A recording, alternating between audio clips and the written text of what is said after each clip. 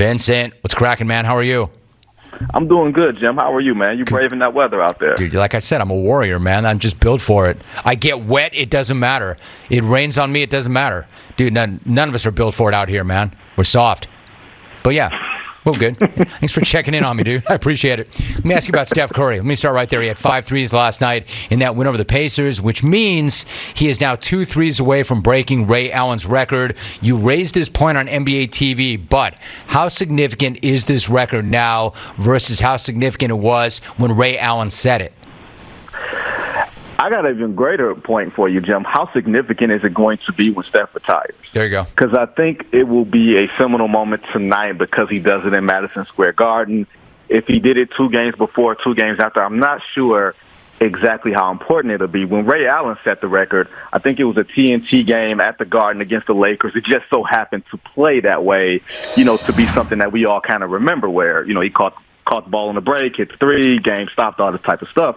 Tonight is going to mean something, but this could wind up, Jim, being one of those records that is like John Stockton's assist record or John Stockton's steals record, where it's so far off in the distance that whoever may approach breaking it probably isn't playing basketball right now. Probably is barely an embryo right now. I think it's going to be that far away, and I think that's going to speak to the significance of it because, Jim, in the NBA, there's only but so many records that mean something from an individual standpoint, from a career longevity standpoint. I don't know Stockton's long number. I don't know his steals number, but I just know it's something so far away. So the fact that Steph has put a significance on a record in a sport where we don't value those things, we value rings, we value a bunch of other things aside from raw numbers.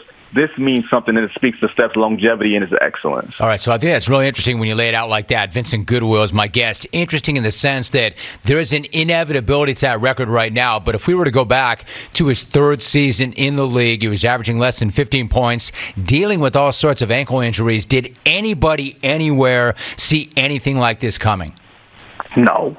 I think we all saw Steph when he was back at Davidson and he was, the jersey was hanging off of him and he looked like he was 140 pounds and they had to make a jersey for him as opposed to him fitting into one, and we think of that kid as being, a nice story that made it to the NBA and he's got great genes. And we've seen sons of ball players make it to the NBA and make some level of impact.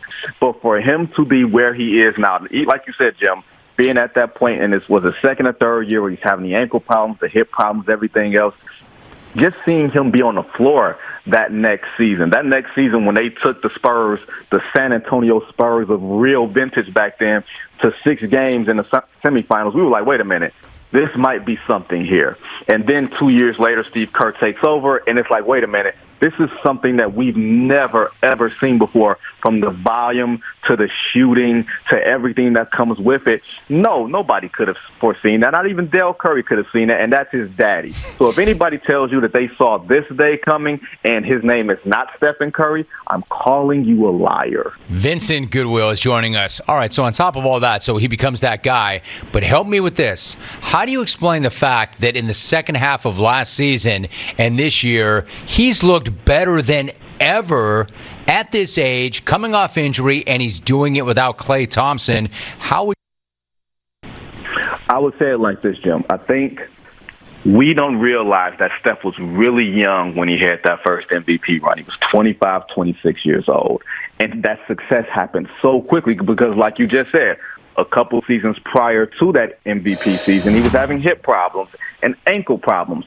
We didn't see the stair-step process. So what happened was he skipped some steps. And then he had the unanimous season, the next season. You skipped another step. And then you kind of go through the KD stuff and the Game 7 thing and everything else. You kind of jump around a little bit.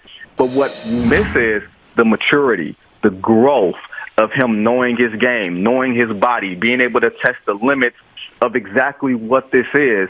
Usually, to me, what happens is we're talking about a player who could be 7 or 8 years in between MVPs.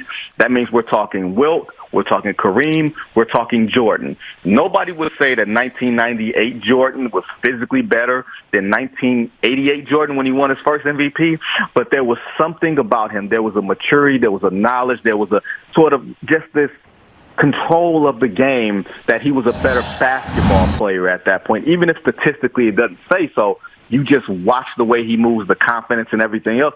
I think we're seeing the same thing with Stephen Curry, along with the fact that he just genuinely loves playing. Like, there's something magic-like about him in terms of him being just this guy that everybody revolves around. He takes joy from them. They take joy from him. And the fact that the league can't defend this dude without, like, grabbing and fouling and everything else, the only thing you can do is hope that he misses. Vincent Goodwill joining us. I was going to ask you about that. Like, he's a two-time MVP. If he won the MVP again this year, I was going to ask you how remarkable that would be and what that would mean to his standing in NBA history. You kind of just touched on that. But let me ask you this. Like, how do you approach the MVP award yourself? Is it for the best player in the game that season, or is it the player who's meant the most to his team, who has a chance to do something, or is it something entirely different? How do you approach it?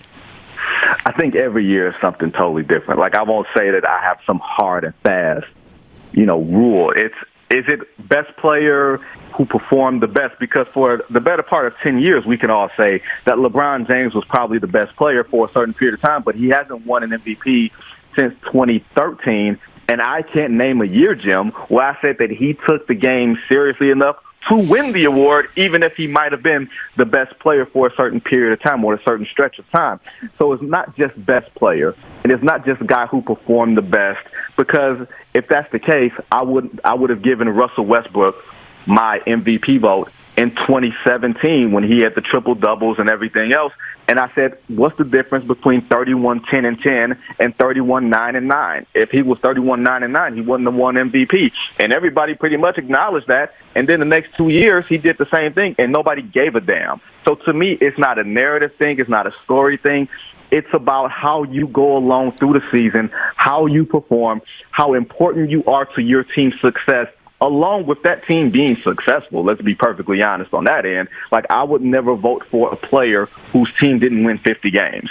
How valuable are you if your team ain't winning 50 games? So it's hard. It's not hard and fast, Jim. It kind of bounces around from year to year. But I don't regret a single MVP vote that I've ever given out. And right now, Stephen Curry is leading sort of the pack right now. Yeah, I'm not jumping in to get you to stop. I'm jumping in to agree. I've always felt strongly about that. Like, how valuable are you really if your team's not competitive? I mean, you're having a great year, but how valuable are you really? Vincent Goodwill is joining us. So what do you think about Clay? For instance, what kind of expectations do you have for Clay when he returns? What are fair expectations, and what kind of a player are you expecting to see? I think it would be really unfair to expect Clay to come in and be the player that we saw in Game 6 of those NBA Finals against Toronto, when literally he was taking over that game before he tore his leg. I think you look at a guy with 2 lower leg injuries who depends on lateral movement, to get right? So if you're coming in and you're expecting him to play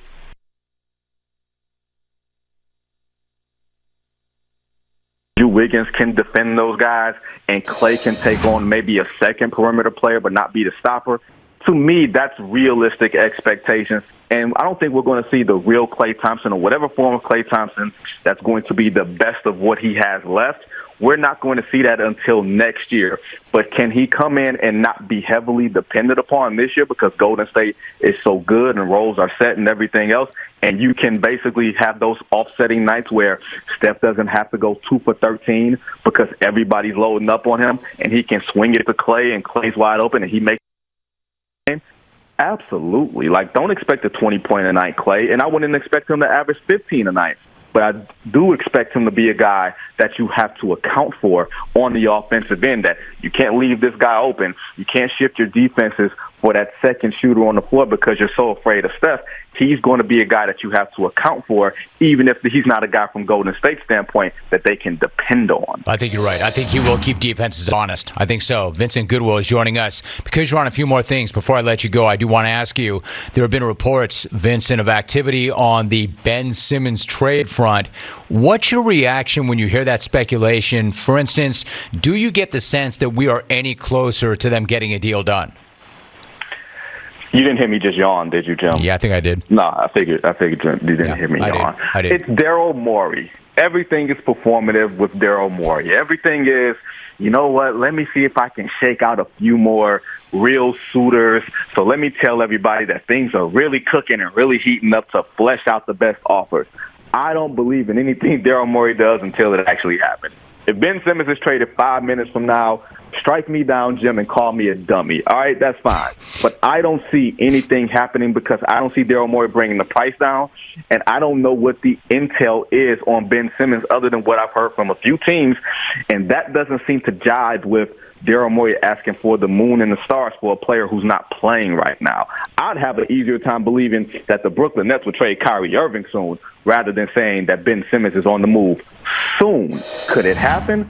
Sure. Right now, I got to see it to believe it. All right, so I could follow you up on Kyrie, but I want to ask you about Damian Lillard because his name has come up in reports involving Simmons. I mean, any way in hell, Philadelphia could pry him out of Portland. And what do you think is going through Dame's head right now? What do you think he thinks, or where does he want to be? I think Dame is a guy for right now. He still wants to be in Portland and see that thing through, whatever that looks like. You're talking about an organization, Jim, that's in flux. From ownership to the front office to a new head coach in Chauncey Billups. I don't think he wants to be a guy that right now says, you know what, get me up out of here. Could that happen? Sure. But the Trailblazers wouldn't trade Damian Lillard unless he asked out. It would be a franchise-killing move. And I don't think that the Philadelphia 76ers, even if they get Damian Lillard, because Dame is having career-low numbers right now, which we haven't really paid as much attention to, which dates back to how he performed or didn't perform in the Olympic Games. So I'm not sure if even getting Dame Lillard at this form puts Philadelphia in a spot where they're the best team in the East. And I don't think that the top of the East, i.e. the Brooklyn Nets, are so far and away better than anybody else that they're unreachable. I just don't believe in the Philadelphia 76ers as currently constituted or even adding a Damian Lillard because I feel like they still have more holes than they have plugs to fill them. All right, so Vincent, one last thought. You mentioned the Sixers. I want to ask you about this. You've written about this for Yahoo, but there seems to be this assumption that if players get COVID, they'll miss a few games, then they come right back and they pick up right where they left off. When you consider the experiences that Joel Embiid and Jaylen Brown have had, how accurate is that assumption really? It's not accurate at all.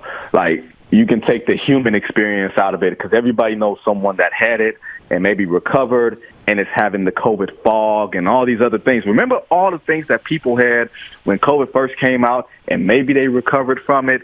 Just because there's a vaccine doesn't mean that the side effects aren't still severe, from the breathing issues to the leg problems to having all these headaches.